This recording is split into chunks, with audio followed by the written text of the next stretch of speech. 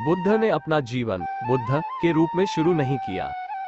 उनकी शुरुआत सिद्धार्थ नाम के एक बच्चे के रूप में हुई, जिनका जन्म 2500 साल पहले लुम्बिनी, वर्तमान नेपाल में एक शाही परिवार में हुआ था। उसके जन्म के तुरंत बाद उसके पिता ने शिशु के भविष्य की भविष्यवाणी करने के लिए एक दृष्टा को बुलाया। दृष्टा ने राजा को बताया कि शिशु सिद्धार्थ का भाग्य असाधारण था। वह या तो एक चक्रवर्ती बन जाएगा, एक सम्राट जो एक विशाल क्षेत्र पर शासन करेगा, या एक बुद्ध, एक जागृत ऋषि जो अनगिनत प्राणियों को लाभान्वित करेगा। राजा नहीं चाहता था कि उसका बेटा ऋषि बने, क्योंकि वो उस पर भरोसा कर रहा था कि एक दिन वह राज्य पर शासन करेगा। इसके परिणामस्वरूप उन्होंने ये सुनिश्चित किया कि सिद्धार्थ का पालन पोषण बहुत सुरक्षित तरीके से हो। राजकुमार एक महल में बड़ा हुआ जहां उसे दुनिया की पीड़ाओं और कठिनाइयों से बचाया गया था। उसे खाने पीने के लिए बढ़िया चीजें दी जाती थी और वह केवल सबसे अच्छे दोस्तों के साथ ही रहता था। हर कोई उससे प्यार करता था। सभी लोग सदैव स्वस्थ रहते थे। अपनी संतुष्टि सुनिश्चित करने के लिए सिद्धार्थ को किसी भी कठिनाई को देखने या अनुभव करने की अनुमति नहीं थी। कहानी यह है कि एक दिन जब वो युवा थे, सिद्धार्थ महल के बाहर जाना चाहते थे और देखना चाहते थे कि दुनिया कैसी है। उसने अपने मित्र और सारथी चन्ना से उसे राज्य दिखाने के लिए ले जाने को कहा। पहले दिन वे बाहर निकले तो उन्होंने एक व्यक्ति को देखा जो बहुत बूढ़ा और कमजोर था। चूंकि वह तब तक जिस भी व्यक्ति को जानता था वह युवा, ऊर्जावान और आकर्षक था, वह इस अनुभव से गहराई से प्रभावित हुआ। अगले दिन वह फिर बाहर गया और उसने किसी को देखा जो बहुत बीमार था। तीसरे दिन उसने एक शव को चिता पर ले जाते देखा। बुढ़ापे, बीमारी और मृत्यु के इन दृश्यों से राजकुमार बहुत प्रभावित और निराश हुआ। चौथे दिन उसने एक साधु को एक पेड़ के नीचे शांति से ध्यान करते देखा। घर आकर सिद्धार्थ ने चन्ना से पूछा, क्या मुझ पर बुढ़ापा आ जाएगा? चन्ना ने उत्तर दिया, हाँ महाराज, बुढ़ापा उन सभी को होता है जो काफी समय तक जीवित रहते हैं। और क्या मैं उन लोगों की तरह बीमार हो जाऊंगा जिन्हें मैंने देखा था? और चन्ना ने कहा, बेशक, हर कोई बीमारी के अधीन है। और क्या मैं मर जाऊंगा? जी महाराज। सिद्धार्थ को एहसास हुआ कि उनका सुखमय जीवन कितना असंतोषजनक था। यदि वो अंततः बूढ़ा हो जाएगा, बीमार हो जाएगा और मर जाएगा, तो इसका अर्थ कहाँ था? मेरे लिए ये बुद्ध की कहानी के सबसे आकर्षक पहलुओं में से एक है, क्योंकि यदि आप इसके बारे में सोचते हैं तो हमने भी आश्रयपूर्ण जीवन जिया है। हमारी अज्ञानता और आत्मकेंद्रितता ने हमें बुढ़ापे, बीमारी और मृत्यु से बचाया है। उन्होंने हमें हमारे चारों ओर मौजूद पीड़ा की वास्तविकता को देखने से रोका है। जब राजकुमार सिद्धार्थ इस सच्चाई से दूर नहीं रहे, तो उन्होंने इसे इतना स्पष्ट रूप से देखा कि इसने उनके अंदर मौलिक रूप से कुछ बदलाव ला दिया। इससे उन्हें जीवन जीने का अधिक सार्थक तरीका खोजने की प्रेरणा मिली।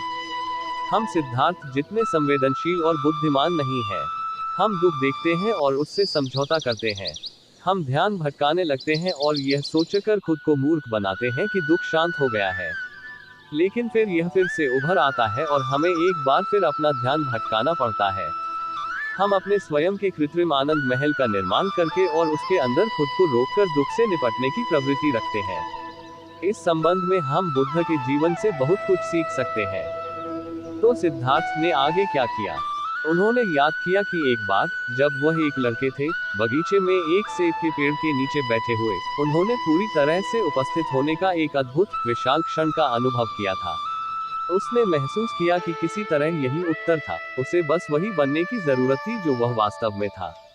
उस साधु के दर्शन से प्रेरित होकर, जिसे उन्होंने ध्यान करते हुए देखा था, सिद्धार्थ ने अस्तित्व की सच्चाई की तलाश के लिए महल छोड़ने का फैसला किया और चन्ना को उसे अपने साथ ले जाने के लिए मना लिया। उस समय उनका विवाह राजकुमारी यशोधरा से हुआ था और उनका राहुल नाम का एक छोटा बेटा था। मुझे यकीन है कि उसके लिए ये कदम उठाना कठिन था, और यह हमारे लिए कठिन है। हमें शारीरिक रूप से अपना परिवार और अपना घर छोड़ने की जरूरत नहीं है, लेकिन अगर हम बौद्ध मार्ग पर चलना चाहते हैं तो हमें अपनी निरंतर आराम की तलाश और अपने अहंकार को संतुष्ट करने की आशाओं को पीछे छोड़ना होगा। हमें इस बात पर भरोसा करना होगा कि मन की जागृत अवस्था अहंकार द्वारा प्रदान की जाने वाली किसी भी चीज की तुलना में कल्याण की एक बड़ी, अधिक स्थायी भावना प्रदान करती है। हम स्वयं इस तक सीधे पहुंच सकते हैं। सेब के पेड़ के नीचे सिद्धार्थ के अनुभव की तरह हम भी सरल उपस्थिति के कल्याण के उत्कृष्ट क्षणों का आनंद ले सकते हैं। इसलिए सिद्धार्थ ने महल छोड़ दिया, अपने बाल कटवा लिए और अपने कपड़े चन्ना के जैसे बदल लिए। वो गुप्त रूप से घूमते रहे और अपने पथ पर विभिन्न लोगों से मिले, जिनमें योगी और तपस्वी भी शामिल थे, जो उन्हें ध्यान और आध्यात्मिक पथ के बारे में सिखाने के लिए सहमत हुए। लेकिन उन्होंने माना कि जिन ध्यान प्रथाओं में उन्होंने महारत हासिल की, वे उन्हें मानसिक आनंद के अधिक सूक्ष्म स्तरों तक ले गई। लेकिन आनंद वह नहीं था जिसकी उन्हें तलाश थी।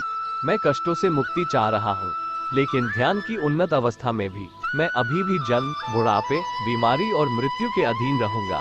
कुछ और भी होना चाहिए, उसने सोचा। इसलिए उन्होंने इन अधूरी आध्यात्मिक प्रथाओं को पीछे छोड़ दिया और एक तपस्वी बन गए। अभी भी उत्तर खोजते हुए सिद्धार्थ ने स्वयं से पूछा कि क्या शरीर दुख का स्रोत है। उन्होंने सभी भौतिक इच्छाओं पर काबू पाने के लिए अत्यधिक आत्मत्याग का अभ्यास करना शुरू कर दिया। उसने लगभग कुछ भी नहीं खाया और क्षीण हो गया। इसके 7 साल बाद उन्होंने निष्कर्ष निकाला कि अत्यधिक तपस्या भी इसका उत्तर नहीं है। तो वह खड़ा हो गया। अपने कई वर्षों के अभाव से बहुत कमजोर होकर वो वास्तव में बेहोश हो गया। सौभाग्य से एक युवा दूधवाला आया और उसे दही का व्यंजन पेश किया। जैसे ही उन्होंने इसे खाया, उन्हें अत्यधिक तरोताजा महसूस हुआ। एक पवित्र अंजीर के पेड़ के नीचे घास की चटाई पर खुद को स्थापित करते हुए उन्होंने कसम खाई कि जब तक वह पूर्ण सत्य को समझ नहीं लेते, तब तक वह नहीं उठेंगे। ये सिखाया जाता है कि उसी रात उन्होंने आत्मज्ञान, मन की जागृत अवस्था प्राप्त की। जैसे जैसे वह बैठा, वह अधिकाधिक शांत, अधिकाधिक उपस्थित होता गया। वह अपने दिमाग में हेरफेर करने, चेतना की एक वैकल्पिक स्थिति प्राप्त करने या ध्यान के उच्च स्तर तक पहुंचने की कोशिश नहीं कर रहा था। वह बस हो रहा था, और जितना अधिक वह इस उपस्थिति में बना रहा, उसकी जागरूकता उतनी ही गहरी और व्यापक होती गई। इस बिंदु पर मारक बाधाओं का आदर्श निर्माता ने सिद्धार्थ को प्रबुद्ध होने से रोकने के लिए अपनी 4 बेटियों को कहर बरपाने के लिए भेजा। एक ने उसे क्रोधित करने की कोशिश की, एक ने उसे बहकाने की कोशिश की, इत्यादि। और प्रत्येक मामले में सिद्धार्थ अविचल रहे। मारा के हमले उन तीरों की तरह थे जो फूल बन गए और ऋषि को नुकसान पहुंचाने से पहले जमीन पर गिर गए। और यह उस शाम के अनुभवों के माध्यम से था कि उन्होंने मन की पूर्ण जागृत अवस्था प्राप्त की और बुद्ध बन गए। यहाँ फिर से बुद्ध का जीवन हमें दिखाता है कि अभ्यास कैसे करना है। आमतौर पर हम उन चीजों को दूर करने की कोशिश करते हैं जो हमें पसंद नहीं है। जो चीजें हमें पसंद है उन्हें अपनी ओर खींचने की कोशिश करते हैं, और जिस चीज की हमें ज्यादा परवाह नहीं है उसे नजरअंदाज कर देते हैं। केवल भौतिक चीजें ही नहीं, आध्यात्मिक मामले भी। हम शांतिपूर्ण महसूस करना चाहते हैं। हम नहीं चाहते कि हमारी ध्यानस्थ मनस्थिति उन कष्टप्रद विचारों से परेशान हो। हमें उत्तेजना और नीरसता से छुटकारा पाना अच्छा लगेगा, लेकिन हम नहीं कर सकते। बुद्ध ने हमें दिखाया कि हम पूर्णता और कल्याण की स्थिति में रहना सीख सकते हैं, ताकि मारा की बेटियों के सभी हमले और प्रलोभन हमारे अपने अहंकार केंद्रित अभ्यस्त पैटर्न फूलों की तरह गिरे। बुद्ध के मन की जागृत अवस्था प्राप्त करने के बाद उनका अगला कार्य बहुत ध्यान से सोचना था कि क्या अन्य लोग इसे समझ सकते हैं। उन्होंने हमारे भ्रम और हमारे अहंकार को देखा। फिर भी उन्होंने ये भी देखा कि हमारे बीच ऐसे लोग थे जो उनकी शिक्षा की गहराई को समझ और प्रचारित कर सकते थे। वो उन 5 दोस्तों को ढूंढने निकले जो उनके साथ उनकी तपस्वी यात्रा पर थे। जब सिद्धार्थ ने अभ्यास का कम चरम तरीका अपनाने का फैसला किया तो वे अलग हो गए। उसने उन्हें एक उपवन में एक साथ बैठे हुए पाया। उन्होंने उसे दूर से ही पहचान लिया और उसे नजरअंदाज करना चाहते थे, क्योंकि उनके मन में अस्वीकार्य रूप से उसने तपस्वी मार्ग छोड़ दिया था। लेकिन जब वह धीरे धीरे और ध्यानपूर्वक उनकी ओर बढ़ा, तो उन्होंने देखा कि उसके चारों ओर एक अद्भुत चमक थी। उनकी उपस्थिति इतनी उज्जवल थी कि वे उनका स्वागत किए बिना नहीं रह सके। उन्होंने बुद्ध से पूछा कि ऐसा कैसे है कि वह इतने अलग दिखते हैं, और उसने समझाया कि उसे वह मिल गया है जिसकी वह तलाश कर रहा था। उसे दुख का अंत मिल गया है।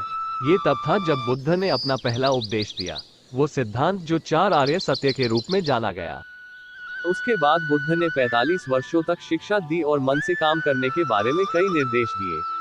अपने जीवन के अंत में उन्होंने अपने शिष्यों को अपने चारों ओर इकट्ठा किया और उनकी अंतिम शिक्षा थी, परिश्रम के साथ अपनी स्वयं की प्राप्ति और मुक्ति की दिशा में काम करें। उन्होंने कहा, अपने लिए प्रकाश बनो। और फिर उनकी मृत्यु हो गई। उनका निधन भी हमारे लिए एक जीवन पाठ था। यदि एक बुद्ध, जिसने सब कुछ पूरा कर लिया है, को मरना पड़े, तो क्या हम संभवतः मृत्यु से बच सकते हैं? बुद्ध की अंतिम शिक्षा अनित्यता का शक्तिशाली तथ्य थी। हम सभी में जागृत होने की क्षमता है, जैसे बुद्ध में थी। लेकिन ऐसा नहीं है अगर हम दुख की सच्चाई को नजरअंदाज करना जारी रखें और उन सुख महलों के बाहर झांकने का अपना सबसे अच्छा मौका गंवा दें जिन्हें हम कायम रख रहे हैं।